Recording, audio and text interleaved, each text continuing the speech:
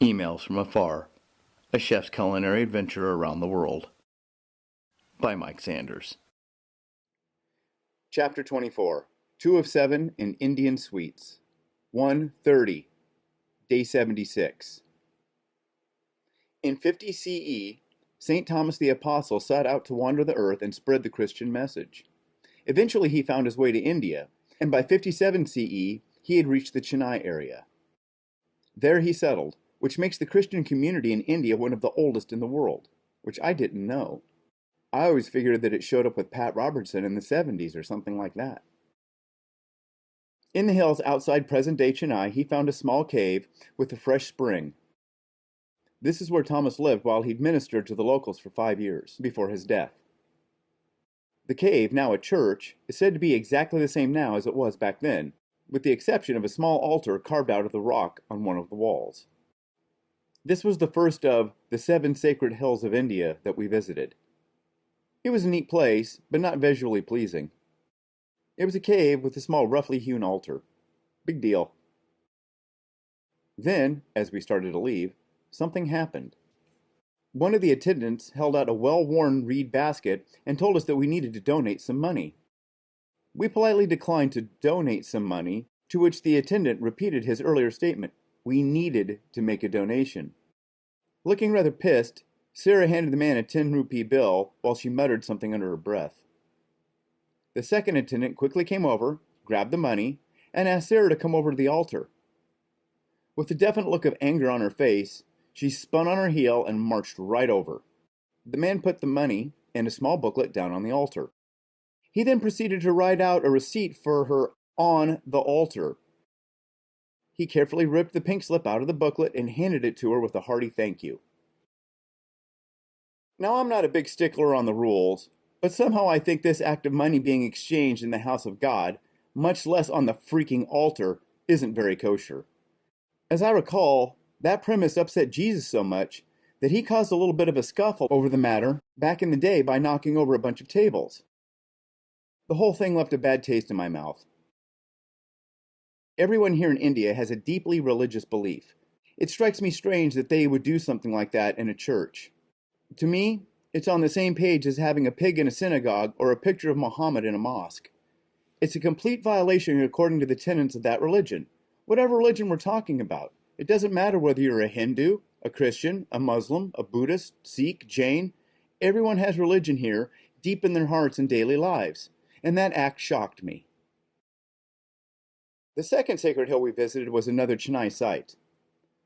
This is the hill where, 5 years into his ministry, Thomas the Apostle was executed.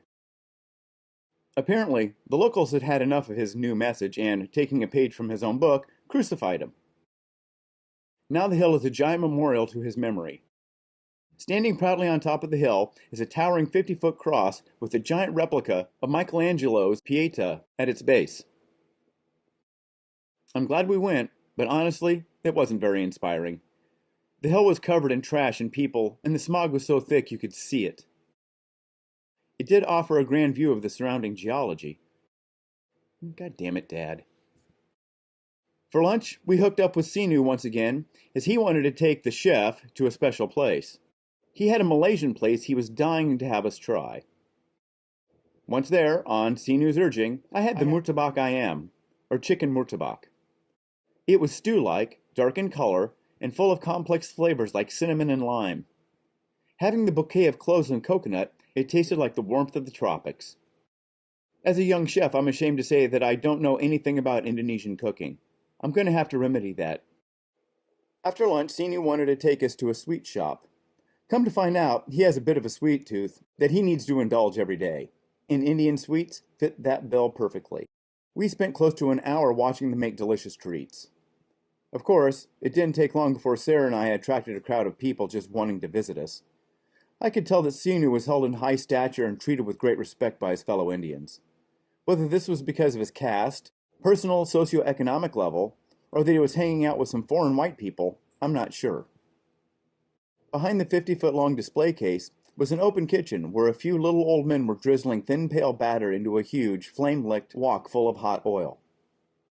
As the batter fell into the wok, the oil erupted into a furious foaming action that bordered right on the edge of fiery disaster. Within a few seconds, a young man dressed in white would come by and remove the fried treat with a stick that had a nail on the end of it. The nail had been bent into a crude hook for snagging the crisp nests. Looking something like crazy bread that you would find at a state fair, the young man would quickly plunge the fried nest into a white bucket filled with simple syrup. After a short soaking, they were lifted out and set in front of a sugar-encrusted fan to dry. Some of the nests were soaked in different colored and flavored syrups. Orange for orange flavor, red for cinnamon, yellow for lemon, and so on. The variety was staggering. I counted 13 different flavors of nests alone. They're called jalebi, and I love them. The gigantic display case was filled with dozens and dozens of confections, all completely foreign to me. As we debated and contemplated our choices, Sinu got us an order of julab gamun, which is basically a milk dough ball that has been fried until dark brown, then soaked and served in simple syrup. It's a staple dessert here in India. Sinu insisted that he buy a box of sweets for us to snack on the train on the ride to Cochin. We agreed, as long as it was a small box. Well, what started off as a small box of goodies quickly escalated into something the size of a small briefcase. Sinu went down the line getting 2 or 3 of every item.